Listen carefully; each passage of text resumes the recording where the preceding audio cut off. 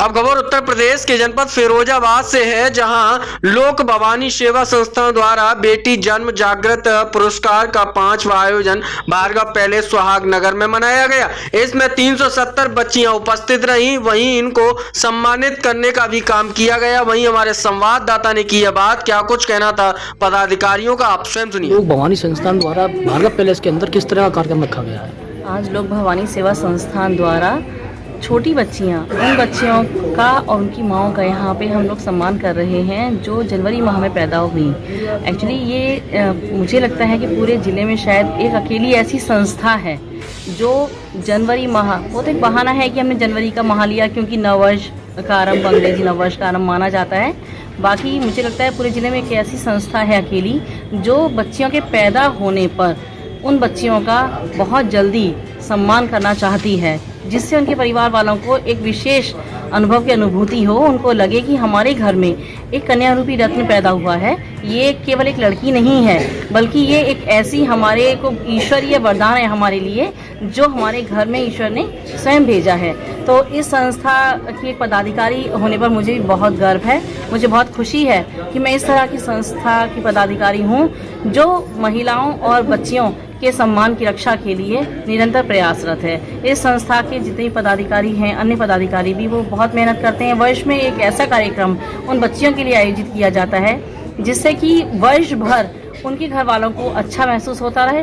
न केवल हम उनको यहाँ पर आज सम्मानित करेंगे, बल्कि आगे भी उनके पढ़ाई लिखाई से संबंधित जो भी खर्चे होंगे या अन्य उनकी जो भी आवश्यकताएं होंगी, वो लोग हमसे संपर्क करते हैं। हम पूरा प्रयास करते हैं कि उनकी समस्याओं को, उनकी परेशानियों को दूर कर सकें। लगभग कितनी बच्चियों का आज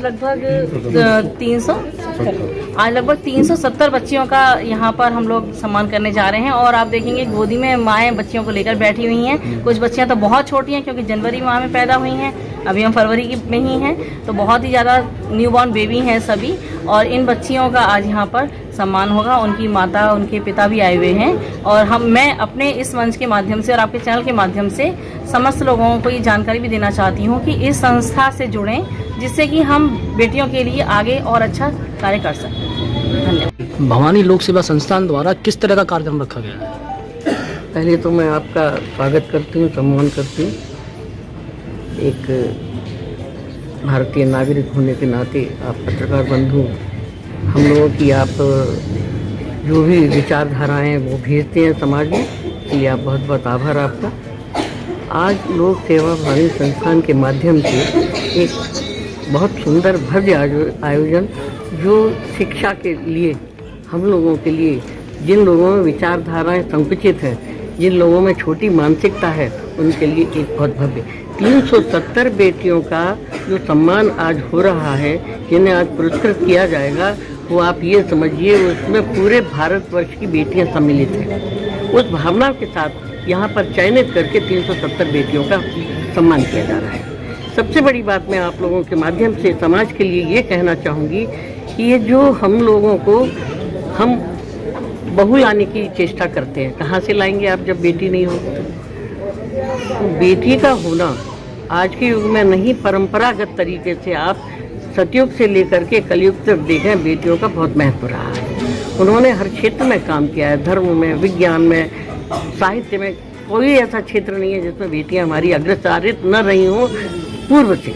आज अब जो कुछ बाधाएं आई हम लोगों के भारतवर्ष में, अन्य राज्य आए, अन्य ऐसी भावनाएं पैदा हुई जिसमें हम लोगों को अपने भारतवर्ष की गुलामी सहन करनी पड़ती, सीधे शब्दों में। उस समय हम लोगों को ये विचारधारा रखनी पड़ी कि अपनी बेटियों की सुरक्षा के लिए उनको अंदर रखना पड़ा, तो उनका विकास नहीं हो पाया। किंतु आज युग बदल चुका है, आज विकास का माध्यम है। और हम एक बात आप सब लोगों से ये ज़रूर कहना चाहेंगे, कोई भी माता जो यहाँ पर उपस्थित हैं, वे कभी किसी भी अपनी बहू को ये दोष न दें कि तूने बेटी दी, बेटे का जन्म नहीं दिया, क्योंकि इसमें बेटी की और जन्मदात्री की कोई गलती नहीं होती है किसी कीमत पर, क्योंकि इसका जो उत्तरदायी है वो मात्र और मात्र पुरुष है।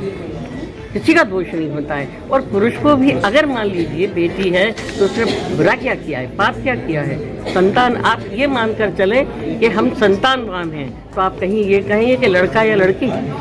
संतान लड़की भी है, संतान लड़का भी है। तो हम ये नहीं कहें कि 4 लड़के और हाय 5 लड़कियां, ऐसा नहीं, ये कहें हम संतानवान हैं, तो उसमें हमारी बेटियों पर भी इज्जत होगी। सबसे बड़ी बात ये, आप ये देखिए कि ये जो आरक्षण का भूत सवार हुआ है हमारे भारत देश में 70 सालों से, कोई नई बात नहीं है। वो आरक्षण के हम विरोधी हैं। उस आरक्षण को यहाँ परिणित कर दिया जाए कि बेटियां आरक्षित हो।